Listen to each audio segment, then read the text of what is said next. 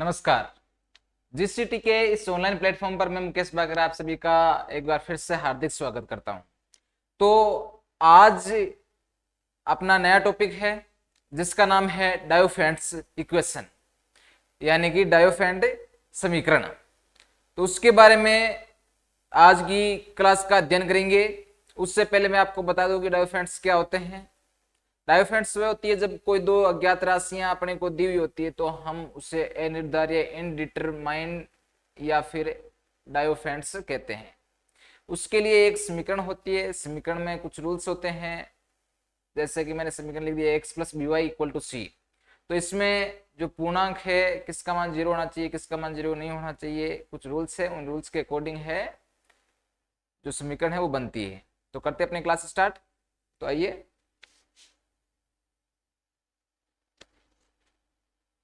तो ये डायोफेंट्स इक्वेशन।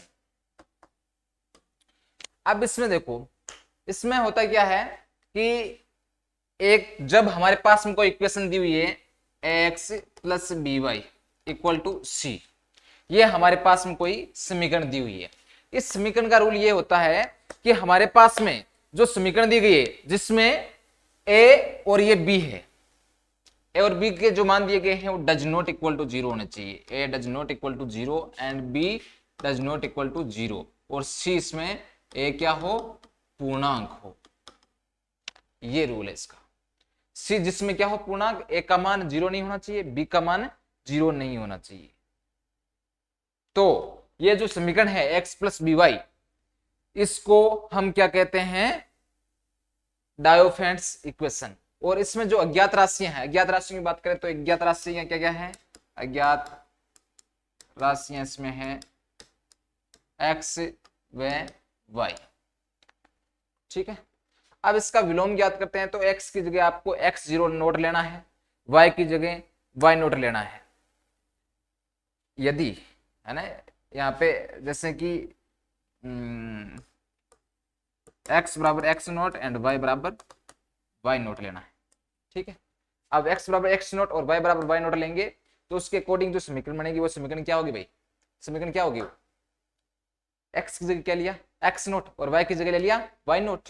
तो क्या बनेगी वो, a x naught plus b y naught plus c. ये हमारे पास में इक्वेशन प्राप्त होगी।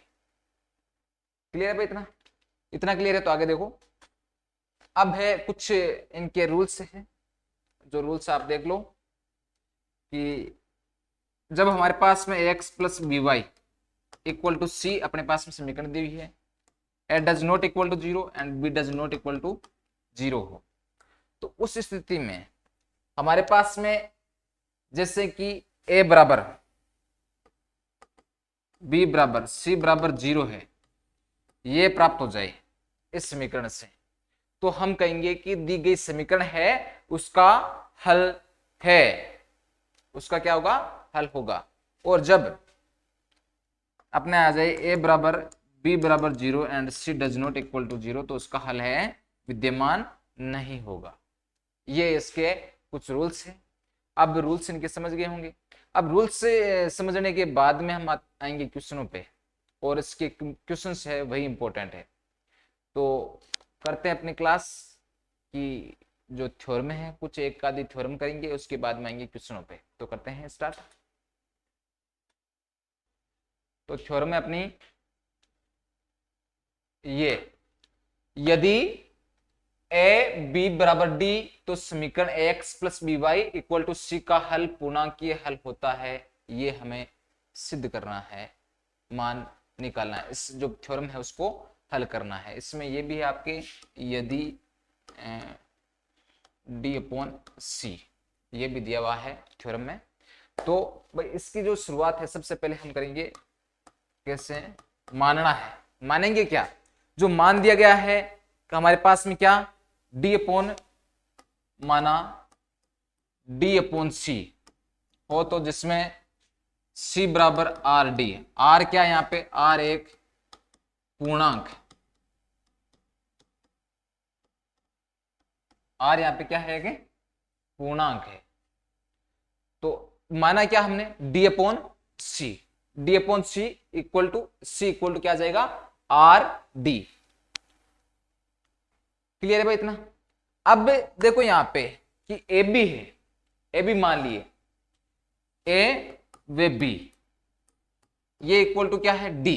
डी यहां पे क्या है जीसीडी, जानते हो ना आप डी का मान तो, अरे डी हम हर बार लिखते हैं, तो उस डी का अर्थ क्या होता है, यही होता है आपके जीसीडी, यानी कि मैं तो समापत्ति में से पे कह सकते हैं जिसको। तो यहां पे जो ऐसे दो पूर्णांक कौन कौन से विद्यमान है, ऐसे दो पूर्णांक x1 में y1 है, तो जो हमारे पास में समीकरण है वो क्या बन जाएगी, अरे क्या समीकरण दी हुई है ax1 है ना, समीकरण बन जाएगी ax1 plus B y1 equal to क्या हो जाएगा c। तो यहां पे हमने जो a व b है उसका क्या मान रखा है, d रखा है, तो हमारे पास में जो समीकरण होगी वो भी क्या प्राप्त हो जाएगी d। तो ये होगी समीकरण नंबर 1। अब जब हमारे पास में समीकरण नंबर 1 प्राप्त हो गई तो हमें क्या करना है, इसके दोनों पक्षों में c अपॉन डी का गुणा कराएंगे। किसका कराएंगे, c अपॉन डी का, दोनों पक्षों में गुणा कराने पर समीकरण 1 में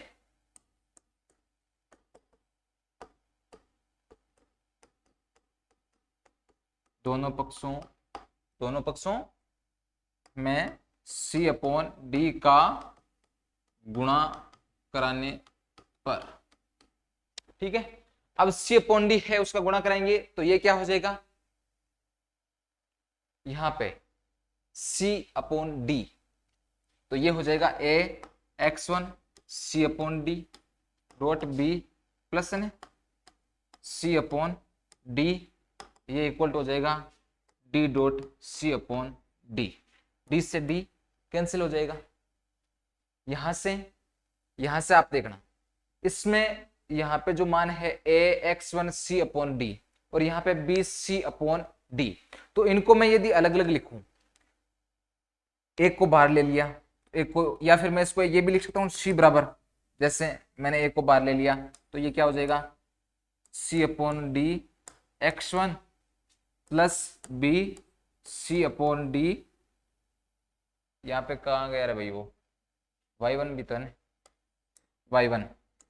y1 ये ले लिया, तो ये मान किसका चल रहा है, c का चल रहा है ना, तो यहाँ पे a और ये हो गया c upon D x1 plus b c upon D y1, ये मान है दोनों के अलग अलग मान।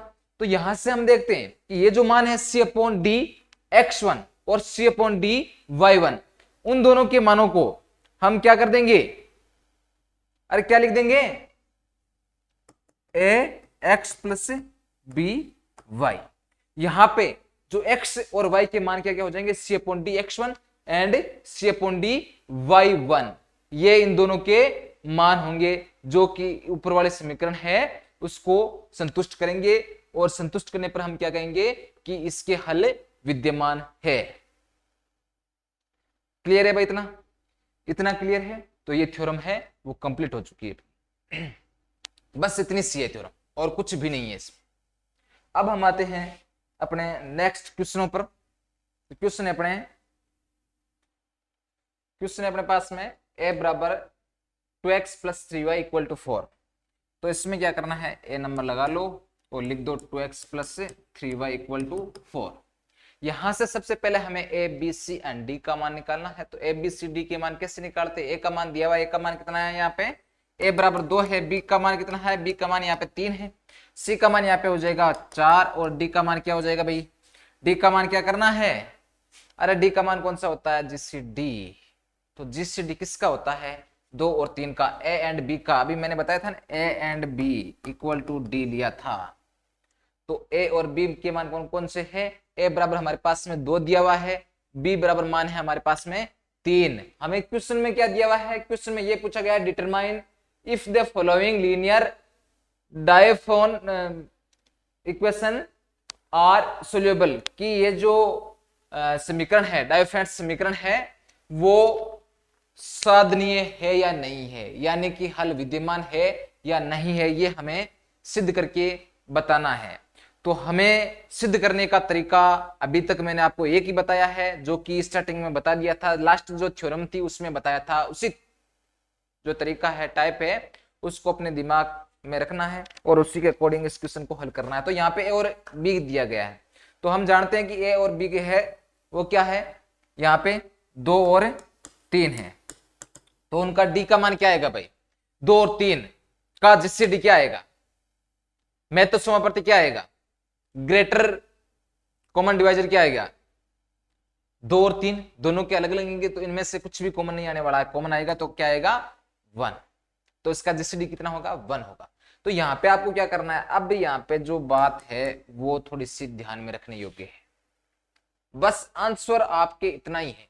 यदि ये मान आपको निकालना आ गया ना, तो आप बता दोगे कि ये जो मान है, ये वैल्यू है, उसका हल विद्यमान है या नहीं है। आपने ए बी सी डी के मान निकाल लिए हैं, तो उसके बाद में आप यहाँ पे बता दोगे। तो भाई ये बताओगे कैसे आप, तो हमारे पास में देखो सी का मान का अभी तक हमने कोई भी यूज नहीं किया, सी क्या यहाँ पे 4 है, और जो डी है उसका मान कितना है 1 है। तो इसको देखो आप ऐसे लिखते हैं ना, 1 कॉन्ग्रुएंट ऑफ 4। इसमें क्या होगा, इस एक का इस 4 में भाग जा रहा है या नहीं जा रहा, जा रहा है ना भाई, एक का भाग 4 में जा रहा है पूरा पूरा, एक का पाड़ा बोलेंगे 4 बार तो 4 बार चला जाएगा। तो इसके आधार पर हम क्या कह सकते हैं कि इस एक का 4 में पूर्णतया भाग जा रहा है, अतः इसका मान हल साधनीय है या हल विद्यमान है, एक ही बात है। हो गया भाई, यदि ये हो गया तो आ जाते हैं नेक्स्ट क्वेश्चन पे। नेक्स्ट क्वेश्चन अपना है बी। बी नंबर क्या है भाई, चलो नेक्स्ट पेज पे आ जाते हैं। नेक्स्ट पेज से पहले ये देख लेते हैं question. 6x plus 8y equal to 25। 6x plus 8y, 6x plus 8y equal to 25, ये है हमारे पास में क्वेश्चन। इसमें देखना आप, सबसे पहले हमारे पास में a का मान निकालना है, तो a का मान यहाँ पे क्या है 6, b का मान क्या है यहाँ पे 8। a का मान निकालिए, b का मान निकालिए, और c का मान यहाँ पे क्या दिया हुआ है, c का मान दिया हुआ है 25। अब a b और c तीनों के मान निकालिए, तो बचा क्या d। अरे ABCD आती है आपको, बस तो मान ABCD वाले निकालने हैं और करना क्या आपने को, a का मान निकालिए, b का निकालिए, c का निकालिए, तो d का मान क्या हो जाएगा, d का मान क्या होता है, वही a and b equal to d होता है। तो a और b का मान क्या है 6 एंड 8, तो इनका जीसीडी कितना होता है भाई 6 एंड 8 का जीसीडी कितना होता है 2। एम आई राइट, 2 होता है क्या भाई, 2 ही होता है, निकाल के देख लेना आप। तो जब अब इसको किस फॉर्म में लिखूंगा मैं, 2 एंड 25, यही है 25। तो मुझे ये बताओ कि 2 का भाग 25 में जा रहा है क्या, पूरा पूरा चला जाएगा, नहीं जाएगा, सेंसफुल बचेगा। यहाँ पे 2 का भाग किस में जाता है, जो केवल सम संख्या है उसी में जाएगा। तो यहाँ पे क्या आ गई 25 आ गई, 25 आ गई, तो इस 2 का भाग 25 में पूरा पूरा नहीं जाएगा, और नहीं जाएगा तो हम क्या कहेंगे कि ये जो प्रश्न है इसका हल विद्यमान नहीं है या साधनीय नहीं है, यही कहेंगे। तो नहीं है उसके लिए कौन सा साइन आता है, ये वाला नहीं आता क्या, ये वाला आता है ना, तो इसके लिए मैं लिखूंगा क्या, साधनीय नहीं है, बस। तो हल साधनीय नहीं है, और कुछ भी नहीं करना है, इतने इजी क्वेश्चन है। अब देखो थर्ड सी और था 12x plus 501y equal to 1, ये कर दो आप 12x plus 501y equal to 1, ये है। तो इसमें देखना आप a का मान कितना दिया हुआ है, a का मान है 12, b का मान अपने पास में दिया है 501 एंड c का मान दिया है अपने पास में 1। तो डी का मान क्या हो जाएगा भाई, A and B equal to D. तो ए और बी का मान क्या है, 12 एंड 501 इक्वल टू, जो डी का मान है वो हमारे पास में क्या प्राप्त होगा, 12 एंड 501। इसमें आप देखो भाई, 2 से 2 तो कॉमन नहीं आ रहा, 3 की बात करें 3 कॉमन आ रहा है तो कितनी बार आएगा अपने, कितनी बार आ रहा है, एक बार ही आएगा मुझे लग रहा है, 2 बार से तो फिर नहीं हो रहा। तो इनका जो जिस डी का मान है, डी का मान है वो क्या आएगा, 3 आएगा। सॉरी 3 दोनों में जा रहा है भाग, तो 3 ही आएंगी। बाद में यहाँ पे सम संख्या प्राप्त हो जाएगी, इसमें कभी भी सम संख्या हो नहीं सकती है ना। अरे ये होगा जो 12 और 501 है, यानी कि 12 और 501, उनमें जिस डी का मान की बात करें हम, ग्रेटेस्ट कॉमन डिवाइजर, तो वो क्या है, 3। तो ये हो गया आपके 3। ठीक है। अब जब जीएसटी का मान हमारे पास में प्राप्त हो गया है, तो हम क्या करेंगे, उसको कॉन्ग्रुएंट के रूप में लिखेंगे। तो यहां से अपने पास में कॉन्ग्रुएंट का मान कितना प्राप्त हो जाएगा, एक तो है अपने 3 और एक यहाँ पे सी का मान कहाँ है, सी का मान ये रहा 1। तो उसको मैं क्या लिखूंगा, 3 कॉन्ग्रुएंट ऑफ 1। तो इसके आधार पर हम क्या कह सकते हैं कि 3 का भाग इस एक में जा रहा या नहीं जा रहा, 3 का भाग नहीं जा रहा ने, 3 का भाग एक में जाएगा क्या, नहीं जाएगा। तो इसके आधार पर हम कहेंगे कि 3 is does not congruent of 1। तो इसका हल है साधनीय नहीं है या हल विद्यमान नहीं है। तो इस तरह से है, हमने एक थ्योरम और उनसे रिलेटेड क्वेश्चन से वो भी कर लिए हैं। तो अब जो नेक्स्ट अपने क्लास होगी उसमें हमें कुछ इनसे डिफिकल्ट क्वेश्चन है उनका अध्ययन करेंगे। तो आज के लिए इतना ही, धन्यवाद।